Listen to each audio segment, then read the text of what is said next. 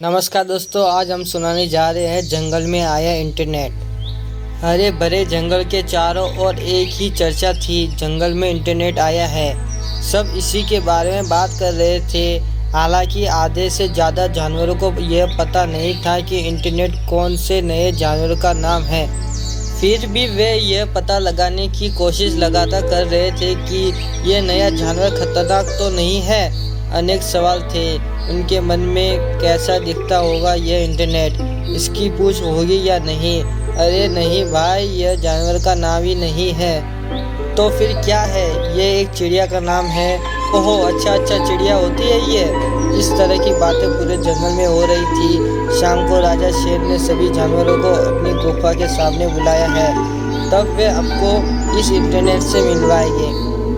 वे एक दूसरे को बता रहे थे।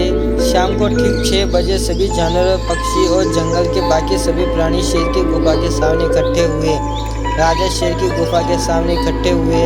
राजा शेर एक अजीब सी चीज के साथ बाहर निकले। ये क्या है? फिर फुसफुसाहट होने लगी। तब शेर ने कहा, दोस्तों ये कंप्यूटर और एक जानवर। सबने सोचा यह एक मशीन है और इंटरनेट का उपयोग करने के लिए हमारे पास कंप्यूटर होना बहुत ज़रूरी है। शेर ने कहा। सभी ध्यान से उसकी बात सुन रहे थे। इंटरनेट के माध्यम से हम दूर दूर रहने वाले अपने दोस्तों को संबंधितों से घर बैठे बात कर सकते हैं। इन्हें हम पत्र भी भेज सकते हैं। पत्र भेजने के इस तरीका को ईमेल कहते हैं।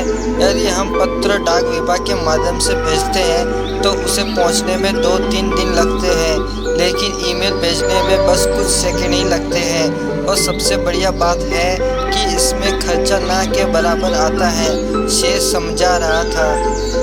और क्या फ़ायदे हैं इंटरनेट के? जानवरों ने उत्सुकता से पूछा। बहुत से फ़ायदे हैं। आप किसी भी समय दुनिया के दूसरे हिस्सों में होने वाली घटनाओं के बारे में जान सकते हो। हर तरह की जानकारी इसमें है, शेर ने बताया। वाह, ये तो कमाल की वस्तु है, सबने कहा। लेकिन कोई था जो इससे खुश नहीं था, और वह था कबूतर खबरी। इतने वर्षों से वही था जो सारे समाचार पत्र दूर दूर के जंगलों तक पहुंचाता था, पर उसे लग रहा था कि अब इसकी कोई ज़रूरत नहीं थी। वह बहुत उदास था। उसने शेर से इस बारे में बात की। शेर ने कहा, देखो खबरी, तुमने अब सबकी बहुत सेवा की है, लेकिन जंगल की तकनीकी के लिए कंप्यूटर जंगल में लाना बहुत ज़रूरी था। तुम किसी और काम के बारे में सोचो। कबूतर उदास मन से अपने घर लौट गया।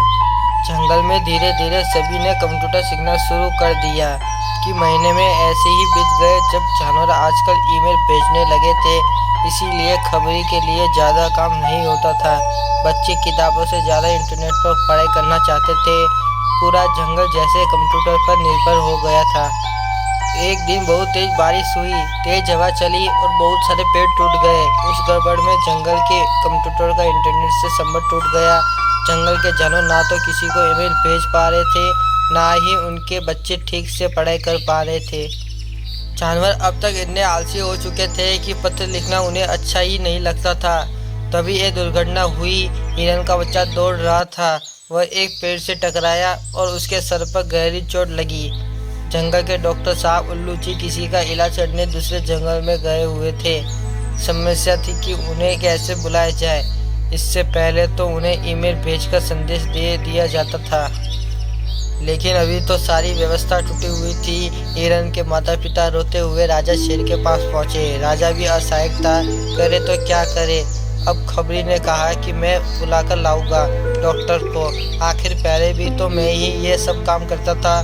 सबको बहुत तसल्ली हुई कि खबरी आज भी उनकी मदद करने के लिए तैयार है। तो खबरी उड़ा और कुछ ही देर बाद डॉक्टर उल्लू जी को वहाँ पहुँच गए। खबरी के कारण ही हिरन के बच्चे की जान बच पाई। अब खबरी की बारी थी सबको समझाने की। वह बोला, मैं मानता हूँ कि जंगल का विकास जरूरी है, लेकिन हमें अपने पुराने तरीकों को भूलना नहीं चाहिए। हम सभी टीवी के समाचार सुनते हैं, लेकिन अखबार में समाचार पढ़ने का मजा ही कुछ ही और है। ऐसे ही कंप्यूटर का उपयोग करें, लेकिन हमें उस पर पूरी तरह से निर्भर नहीं होना चाहिए, क्योंकि मशीन तो मशीन ही होती है। क्यों, ठीक कहा ना मैंने? जवाब में सबने बस हाँ से सिर हिलाया और वह समझ गए थे कि अपनी गलती को अगर कहानी अच्छी लगी तो लाइक, सब्सक्राइब और शेयर करना ना भूलें।